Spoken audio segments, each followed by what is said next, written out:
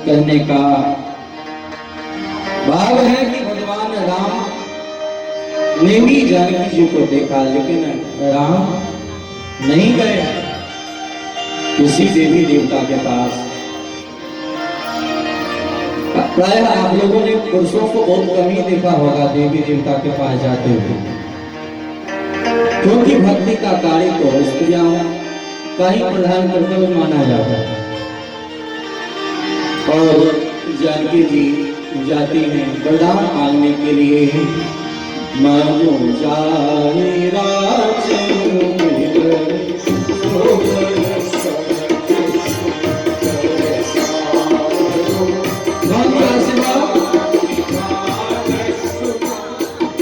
आशीर्वाद पार्वती जी ने दिया। कब? जब जानकी जी जाकर के पार्वती भोजन करते, जय जय देवराज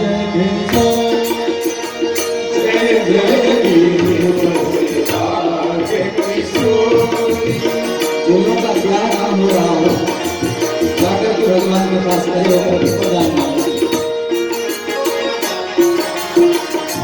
बच्चे लोग खड़े हो जाए।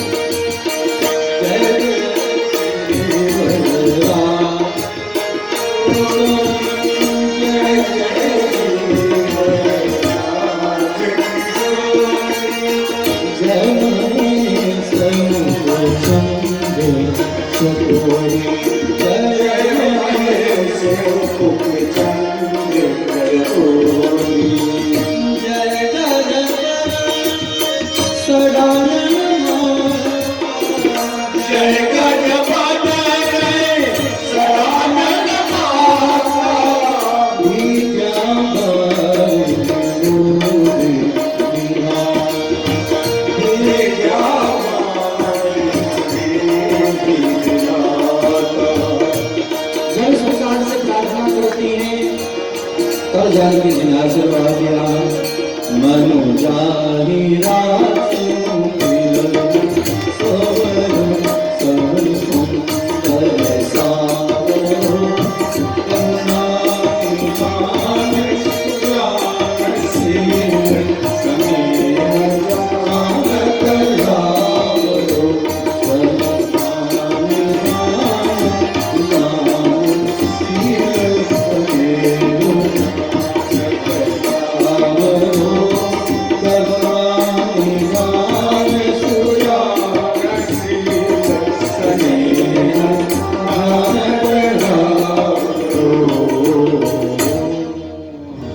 इस प्रकार से जब भगवान की आराधना लोग करते हैं, उनकी आराधना को देखकर भी भगवान प्रसन्न हो जाते हैं।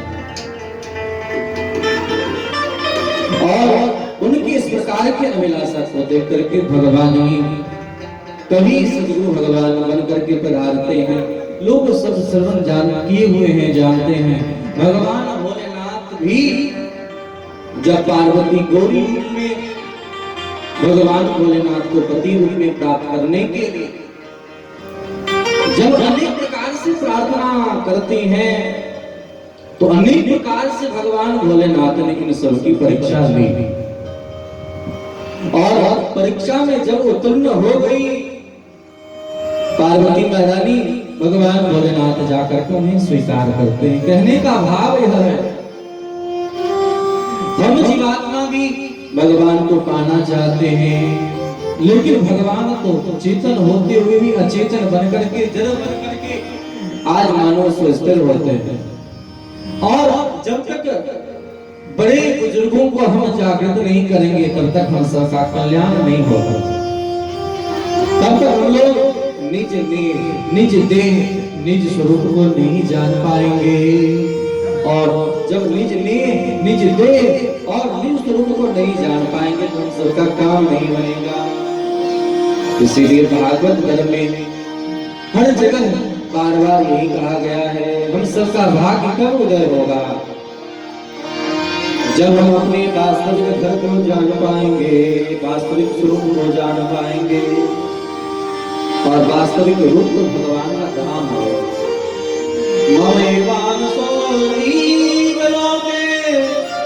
जीव रूप सनातन, भगवान के अंश होने के नाते हम भगवान को जानने का प्रयास करें, और जब जान जाएंगे तो काम बन जाएगा। भगवान नहीं मिल पाए हैं ईश्वर अंश जीव अविनाशी, चेतन अमल सहज सुख राशि, और इसके अभाव में ग्रस्त हम जीव उनको पाने के लिए क्या क्या नहीं करते, कौन कौन व्रत नहीं करते, कौन कौन यजन नहीं करते, कौन कौन साधन नहीं करते। नगरी नगरी द्वारे द्वारे हर जगह भटकते यह भरोसा भी अगर कोई कर ले कि भगवान मिले जाएंगे, तो जैसे सबरी को भगवान मिले, जैसे भगवान उद्धव को मिले, जैसे भगवान विदुर को मिले, वैसे ही भगवान हम सबको मिलेंगे। यह है अस्विश्वास जाल जनि भोरे, मैं सेवक रघुपति पति मोरे। भगवान हम सबके पति हैं। यही बात भागवत 21 स्कंद में महाराज श्री वसुदेव जी महाराज ने सामने नारद जी को पा करके कहा है कि गुरुदेव, आपके जैसे संत मुनि महात्मा अगर पधार जाते हैं, वह स्थल ही तीर्थ बन जाता है। इसलिए हे गुरुदेव, हम पर कृपा करें। भगवान भक्तो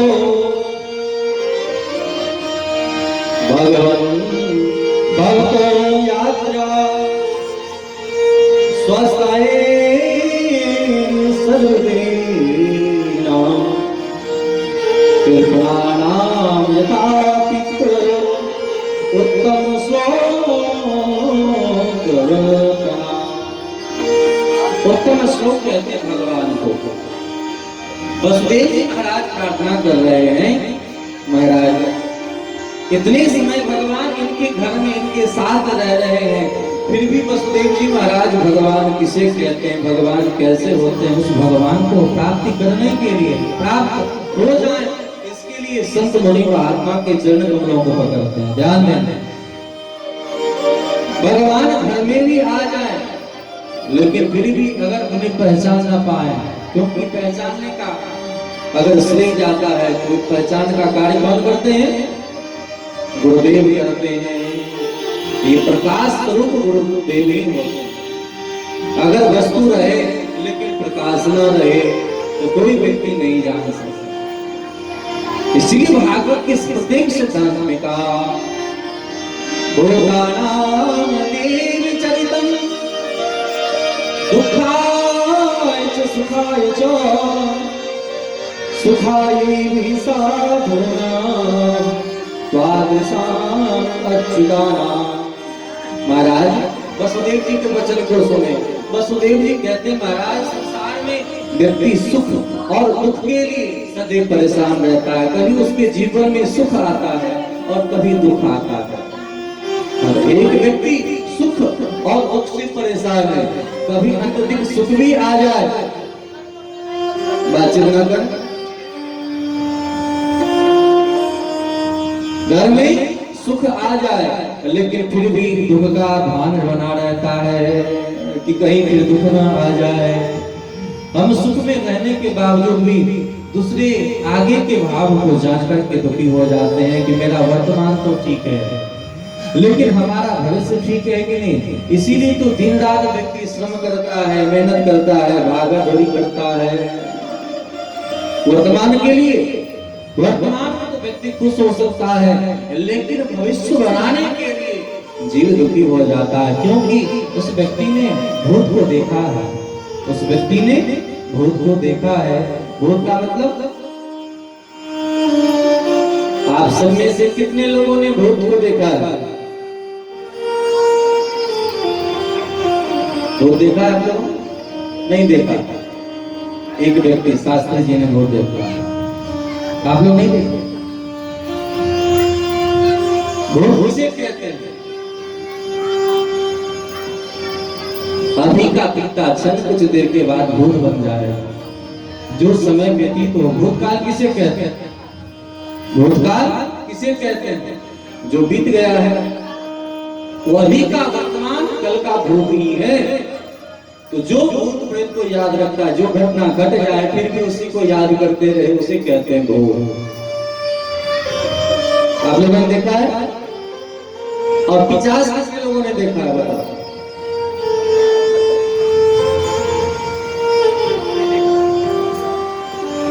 अंशु जी आपने देखा है 50 को? भूत को?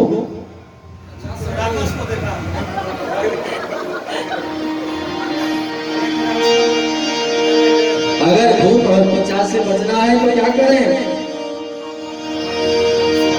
भूत 50 निकट नहीं आए,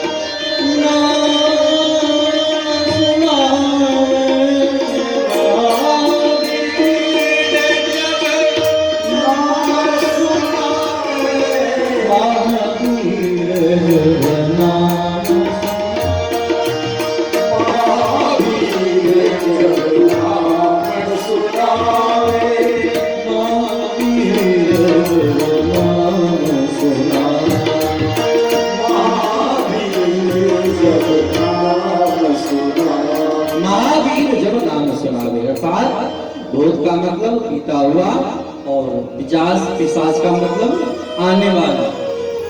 जो कल वर्तमान नहीं, जो आने वाला समय है। कल क्या होगा? कल क्या होगा?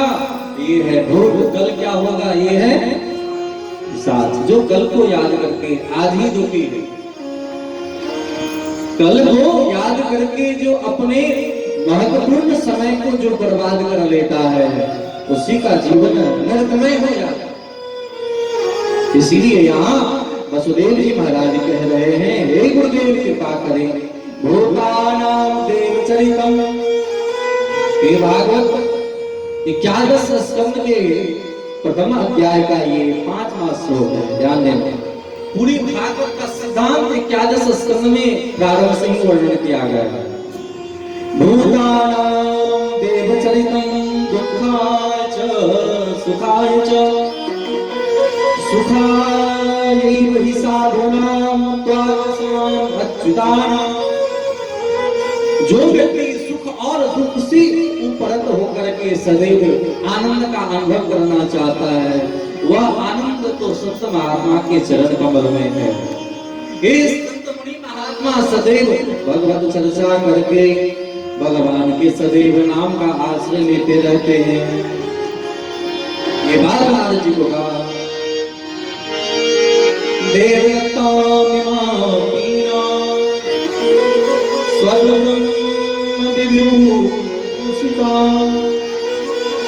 स्वरब्रह्म से विभूषित हो जाते हैं श्री नारद जी महाराज।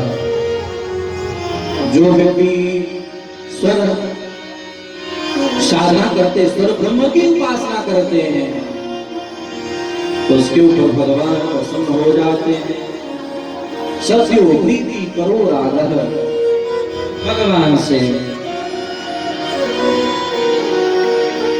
संबंध जोड़ने का सबसे सुंदर उपाय है संगीत। देखो संगीत ही एक ऐसा चीज है कि लोग मरने पर भी संगीत सुनते हैं। कोई मर जाए तो भी और कोई जिंदा रहे तो भी संगीत सुनता है। सुख की घड़ी आए तो भी संगीत ही सुनता है, और दुख की घड़ी आ जाए तो भी गजल गाए शायरी सब सुनता है कि नहीं। अगर किसी को जोड़ने वाला है तो संगीत, और तोड़ने वाला है तो संगीत। गीत में अगर स्वर जुड़ जाए तो संगीत। इसीलिए गोपी सब रोई भी है उस स्वर में।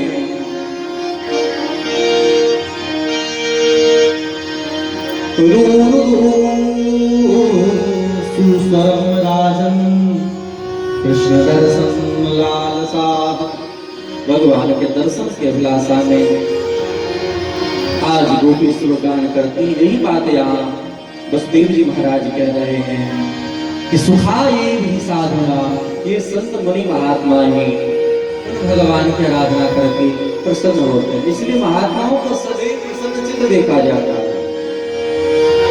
भजन्ति ये यथा देवानां देवा अपि तथैवतां, छायैव कर्म सचिवा साधो दीनवत्सला। इसलिए हे प्रभु, आपके जैसे संत मुनि महात्मा ही जहां पधारते हैं वह जगह तीर्थ बन जाता है। तीर्थम तीर्थान, वह घर घर नहीं रहता है, लेकिन संत मुनि महात्मा पधार करके उस घर को तीर्थ बना देते, तीर्थ में बना देते। जब गंगा महारानी, गंगा के अवतरण में गंगा से कहा गया, हे गंगे आप पाप मोचनी हो, आप पाप मोचनी हो, और जितने लोग पापी लोग जब आप में स्नान करेंगे, स्नान करने से आप सबके पाप ताप संताप को अपनी गोद में रख लोगे, संभाल लोगे। गंगा महारानी ने कहा कि मैं इसके कार्य तो कर लूंगी, लेकिन प्रभु मैं सफेद होने के बावजूद भी इतने लोगों के पाप ताप संताप को ग्रहण करूंगी तो मैं काली नहीं होंगी।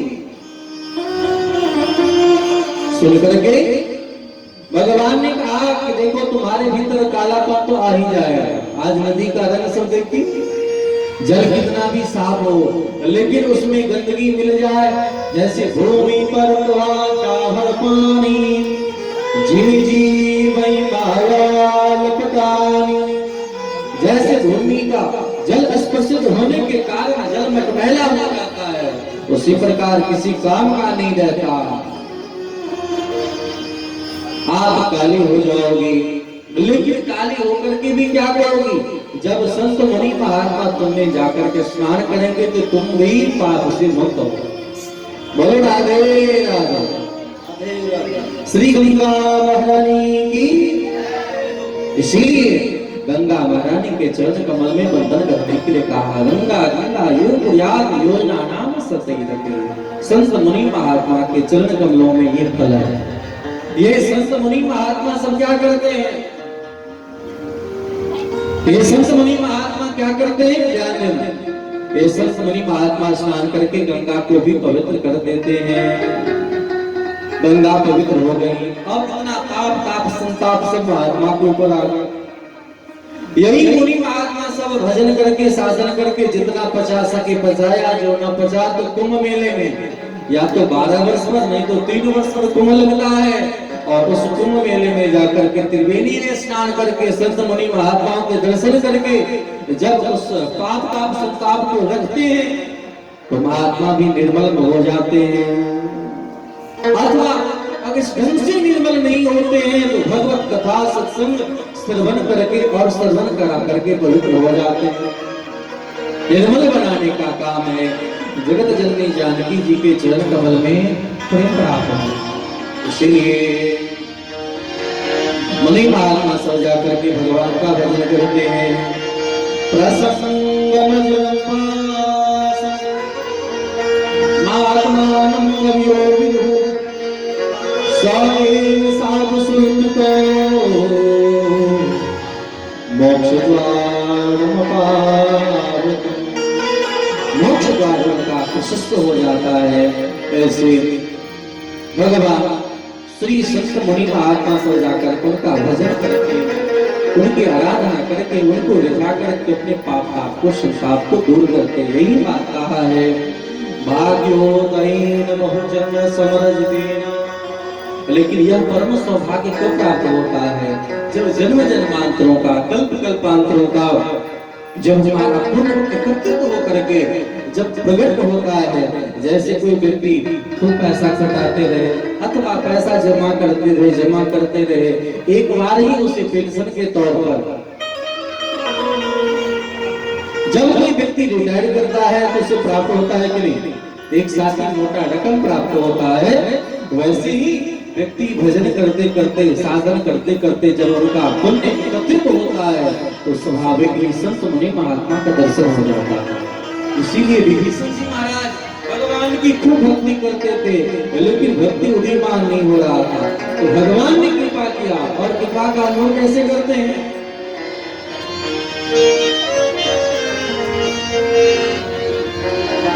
विभीषण जी महाराज कहते हैं,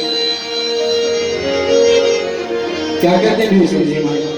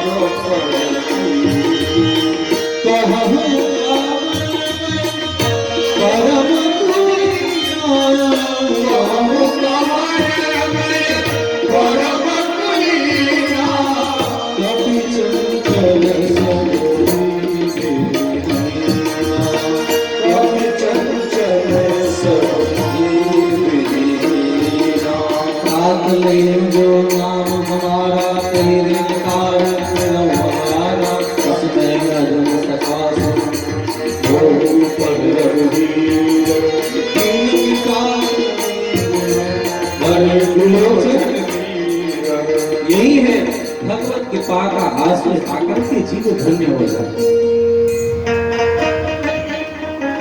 भगवान की कृपा हमारे आपके ऊपर अनवरत बरस रही है, लेकिन उस कृपा का अनुभव हम कैसे करेंगे? हम जीव कैसे कर पाते?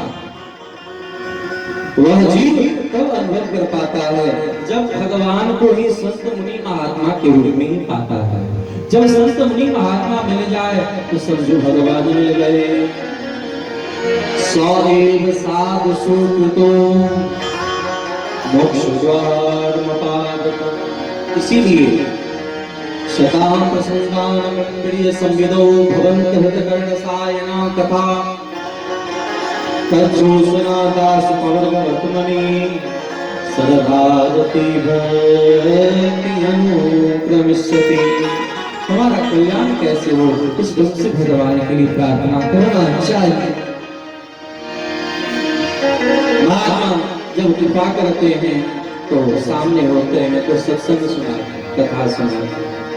जब दुख हो या सुख हो दोनों स्थिति में भगवत कथा का आश्रय लेना चाहिए। यही है उनकी शरणागति। भाग्योदयेन बहु जन्म समर्जितेन। भाग का फल क्या है? आज भाग का फल लोग कहते हैं नौकरी मिल जाए, हमारा काम बन जाए, हमारे लोग बदल जाए। ये सब भजन का फल नहीं है, ये कृपा का फल नहीं है, ये साधन का फल नहीं है। साधन का फल है भगवत भक्ति में, सत्य में, ज्ञान में, आनंद में हमारी निष्ठा बन जाए, बढ़ जाए।